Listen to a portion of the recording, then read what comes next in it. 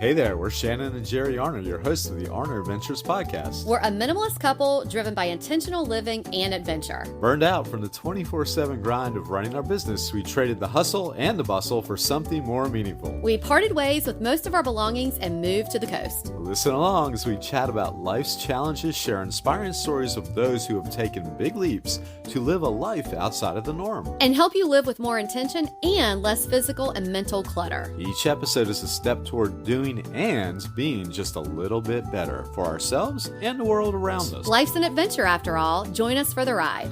It's the Arner Adventures podcast. Hello there, I'm Shannon. And I'm Jerry. And we are back for episode 157 of the Arner Adventures podcast. Yes, we are. It's good to be back. We feel like we haven't talked in a while. You sound like we're on NPR. Yeah, I do. This episode is dropping on New Year's Eve. So we hope that if you're listening to this on New Year's Eve, then you are maybe sitting back, relaxing as you ease on into the new year, or maybe you're getting ready for your big plans for the night. Whatever it is, we hope that you are content and thrilled with your plans for New Year's. Yeah, and this should be a good way to start your new year. That's right. So we are coming off of the season of, people, the hustle bustle, people giving you things maybe that you didn't want. Maybe you haven't set the expectation with people that, hey, we don't want gifts, we don't want things. And even when you do, even when you still set the expectations, people will still give you things that you don't want. That's right. Whether or not you've been firm or, don't beat yourself up like, oh my God, I tell everybody that I don't want gifts and they still give them to me. You haven't failed. It's nothing like that. People sometimes just don't know how to handle not giving gifts. So inevitably, whether you're a minimalist or not, you are probably handling unwanted gifts right now. And we're going to tell you what to do with them, how to handle it, and how to avoid getting them in the future. Let's face it, we've all been there. You unwrap a gift and it's just not something it's just not you. It just doesn't fit. Or it's just not something that you would use or something that brings you joy. It's just like, oh, okay, great. Yeah, thanks. It was like a token gift. Yeah. Right? Yeah, it's like, here we go again. Got to find a space for this. Right. And when you're a minimalist, that's space is sometimes limited. And these gifts can leave you feeling guilty and stuck. If you're not, y'all, there's ways to handle these unwanted gifts responsibly. Are you feeling overwhelmed by all the stuff piling up in your life? We've got something just for you. It's the Arner Adventures Declutter 365. Declutter 365 is our easy-to-follow guide designed to help you clear out the clutter from every corner of your life. Whether it's the pile of stuff in your home, the endless digital files on your devices, or even the mental load that keeps you up at night, we've got you covered. Every day, you tackle a simple task that helps you chip away at the clutter. And the best part? You can start anytime. There's no need to wait for the new year or a Monday. You can dive in whenever you're ready. Over the span of a year, we'll tackle physical, mental, and digital clutter. Imagine having a more organized home, a cleaner inbox, and a calmer mind, all without feeling overwhelmed. It's all about taking small, manageable steps that add to big changes. Join us on this journey to a simpler, more mindful life. Head over to arneradventures.com/shop. Let's make space for what truly matters. And now let's get back to the show. So why is this a big deal? Well, there's a big landfill problem, right? I mean, the landfill, some people think they don't see it. It's just this never-ending pile that we can just keep piling things onto.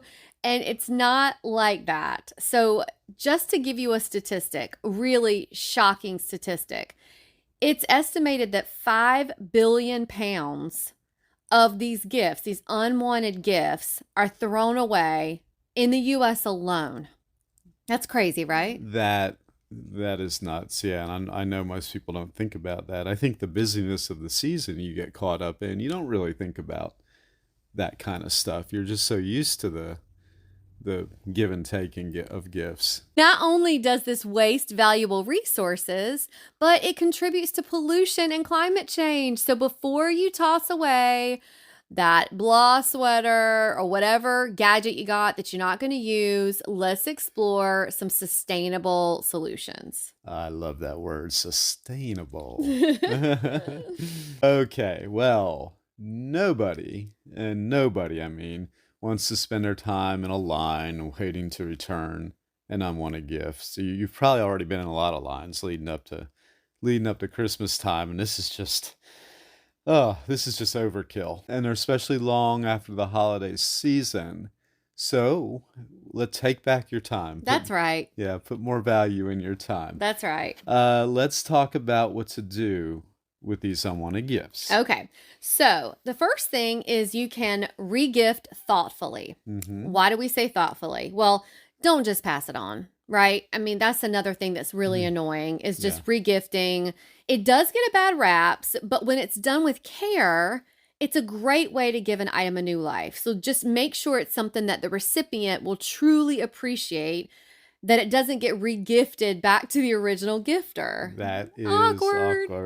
Yeah. So, for example, if you get, that blah sweater and it is a perfect maroon color that your friend Sally loves, right? And Sally loves cozy sweaters. And she happened to just say, you know what? I don't have a cozy sweater for the winter.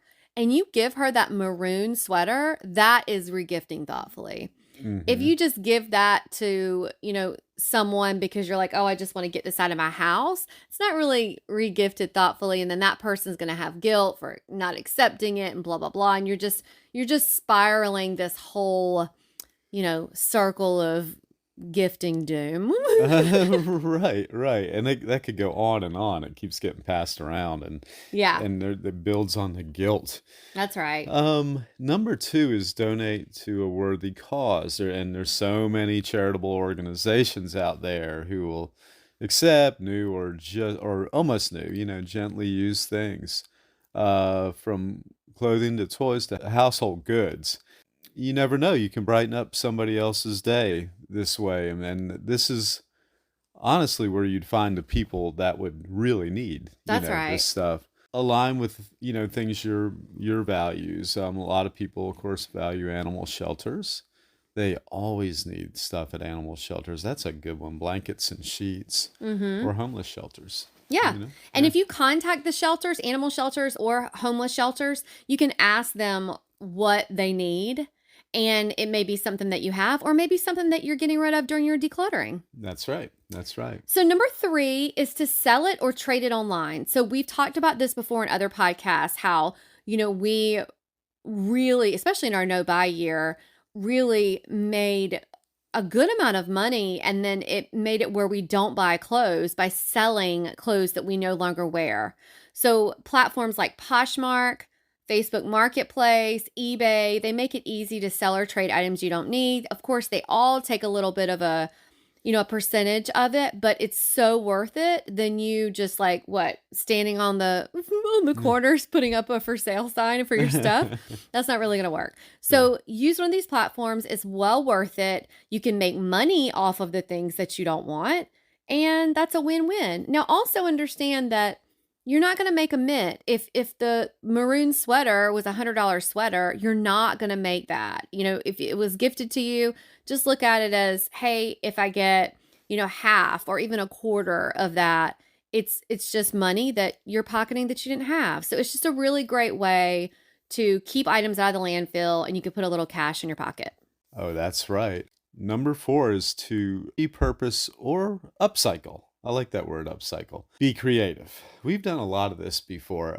Make could a scarf become a decorative pillow, or an old T-shirt, become a decorative pillow with a cool saying on the front of it. Yeah. Could the mug you don't need become a planter? I'm thinking here. There's a lot of things. There's a lot of neat things. But anyway, we really like these kind of upcycle projects, especially when it's a sustainable thing. It's fun, it's eco-friendly, and it's a way to transform your unwanted gifts into something useful. That's right. Number 5 is organize a gift swap. So you can gather some friends or family for a gift exchange. So this is great during that weird time of year that we're in, which by the time this drops, there's only one more day of it. Yeah.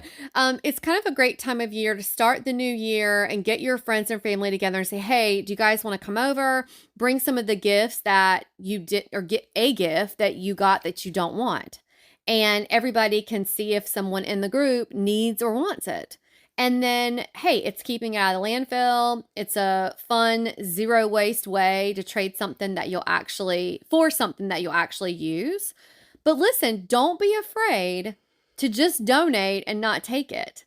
You can bring that mug that somebody gave you that you don't want, and you don't have to take anything away. But hey, Joe up the street who comes to your swap may really like that mug, and there you go. It ends up in somebody's hands who really wants it out of the landfill, and you don't have to take anything away. And Java Joe has a new coffee mug. That's right. That's Okay. right. Okay. How to avoid unwanted gifts in the future. Yeah, so we've been talking about what to do with those unwanted gifts, but now we want to really hone in on how do you just get yourself out of this situation for the future? That's right. I am Yeah. proud to say that Jerry and I did not receive anything. There were, I think, a couple of things like that my mom gave us, but they were Yeah. things that we needed. Yeah. And so That's we right. don't have this problem anymore. We have really set clear expectations with family, friends. Do not get us anything. Yes, we And have. and that our time spent with family and friends is more valuable to us than something that we don't want. Yeah. So we're going to talk about how you can get in this same situation, how to avoid unwanted gifts in the future. And we'll just again repeat, refusing is the first line of defense. But That's let's right. go through there's 4 ways that you can avoid it. Okay, yeah, number one is set expectations early. Let everybody know, your friends and family, that you're focusing on minimalism, sustainability. Share that you prefer, and we've done this for a few years. You're rather like experiences, consumables, or just nothing. Casual conversation or a note in an invitation can be the thing that will show everybody, what you value most, and how you like time spent with them. Number 2 is to create a wish list for giving. So, if there are people in your life who insist on giving you something, like they're just not gonna take no for an answer, make it easier for them to show their love by donating to a cause you care about. Suggest that instead of physical gifts, people can donate to a charity. So, what we have done in the past, or if someone says, I really want to do something for you, we say, okay, well, how about donate to a shelter that aligns with us? So it could be a rescue group we rescued Betty from, or a shelter that we got that we adopted Rue and Bee from. It can be a kill shelter that needs more funding in order to become a no-kill shelter. Those things go so far, and it just warms our hearts when someone, tells us, hey, I donated this, or we receive a letter in the mail that someone donated in our name or on our behalf. It is just so wonderful. And hey, it's a win-win. You avoid the clutter and the world gets a little brighter.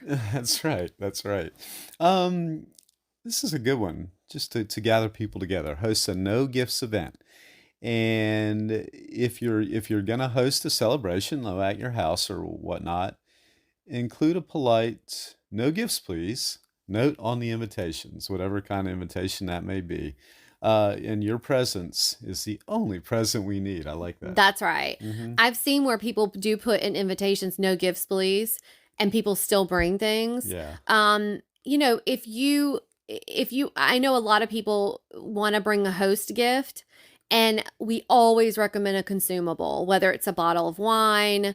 Hey, maybe you do donate to a charity that aligns with them, and you come, hey, thank you for having me over, and give them an envelope that says you donated, to a cause that they like. Or, hey, I brought some Christmas cookies that, or whatever it is, but just don't bring a gift if they say no gifts. There's a reason they put that on there. There is, and people are just so geared that I think they're afraid they're going to be the only one that doesn't do it. Yeah. They go, oh, everybody's going to bring one anyway. Yeah. So, yeah. So number 4 is be a role model. Lead by example. When you give gifts, focus on sustainable, thoughtful options like experiences, consumables, or even plants. Oh, we love the plants. Yeah, people may follow your lead. I will say again, I'm very proud that we have really set a precedence on both sides of our families to not do gifts anymore. Right. We have. I mean, we don't. Once we said, look, we do not want gifts. And then what we started doing was baking our favorite baked goods throughout the season. And we were giving that to our family. We really stopped the gift giving. Yeah, we did. Which was really nice. Yeah. It does take so much pressure off. And now when I hear people, go, oh my gosh, I have to get a gift for someone, or whether it's the holiday season or whether it's a birthday or whatever, I just think I would never want someone to dread going out and shopping for me. Right. Like, just don't give me anything. Right. Yeah. So you can lead by example. So don't fear being the person who says, hey, I don't think we should have gifts. Let's just spend time with each other. Yeah. And when all else fails, we do have in the show notes the best minimalist gift ideas for people who don't want clutter. And these do focus on those experiences, but it gives you some out of the box ideas in case you just can't think of anything. Okay, so now let's rethink how you look at unwanted gifts. They don't have to become wastes. By regifting, donating, or repurposing, you can give items a new life. That's right. By setting clear expectations and boundaries for the future, you can help reduce the chances of receiving items you don't need. We should all just do our part to keep the planet and our homes a little less cluttered. Am I right? That's right.